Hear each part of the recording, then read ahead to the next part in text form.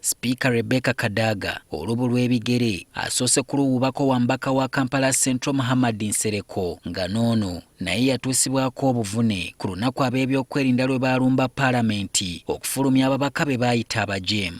Ono alabiddwako ne Sipiika ng'emboozi erabika egudde amakerenda. Oluvannyuma Nsereko atubuulidde nga Sipiika bw'amutegeezezza nti ebyaliwo byagwawo mu butanwa. Newankubadde yali ayogeddeko ne Sergeant at Arms yali amugaye ffe tuteeka wabweru wali si kutukwata mu nkwata yakwatibwamu, n'olwekyo omuntu yenna bw'ajja n'agamba nti nkakasa kye nakola nali sigenderedde bakyali kya butanwa. Nsereko agamba nti talina nsonga lwaki akyasibira Sipiika obusungu. Nze ndi musajja musiraamu era ndi muntu. Ngamba nti yes, let the bygones be bygones, kati ate tufokasinge ku bbiiru tutangira tutya kiri kubanga kiri kye twaliko kyo tekinnaggwaawo ekyo ga nti togikwatako ekyo kye kisinga obukulu. Ategeezezza nti omukulu asuubizza obutaddayo kubalemesa kuteesa nga bwe gwali ku olwo. Wabula nsuubiza nti Palamenti ejja kwongera okutuula, ajja kwongera okutuwa omukisa okwogera nga Palamenti ekomyewo twogere ku nsonga zonna n'engeri gye twayisibwamu ate neyeeyama nti ekyo si kyakuddawo okubeerawo mu Palamenti. N'olwekyo ekyo kikolwa kirungi, nze sikirabamu bubi bwonna. Sipiika oluvudde awo ayolekedde Bugoloobi Medical Center okukyalira ku Betty Nambooze bakireke, naye ebiwundu gwe bisuza kukunadde nga lumonde mbikata.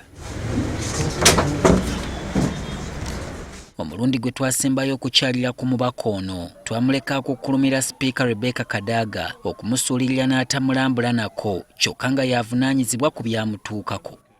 Ne Sipiika tannajja nakundabako wadde okutuma omukozi wa Palamenti okundabako. Ng'akabonero ak'okwetowaza n'okusaasira, Kadaga azze n'ekisaaganda ky'ebimuli beppo ne kaadi eriko obubaka obwagaliza Nambooze okusuuka amangu era n'abimukwanga. Oluvannyuma beevumbye akafuba akatakkiriziddwamu bannamawulire.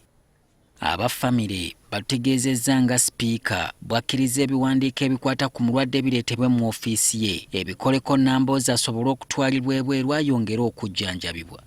Sipiika n'atugamba nti empapula zonna tuzimutwalire mu ofiisi balabe nti banguyaako ekyokubeera nti omulwadde agenda ajjanjabwe ebweru.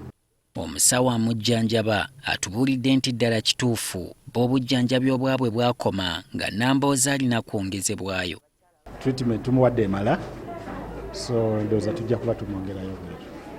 Kadaga ng'agenda abasawo mu ddwaliro lino bamuzimbyeko akayumba ne bamukanda beekubye naye obufaananyi obwakazibwako erya selfie. Solomon Kaweesa, NTV Akawungeezi.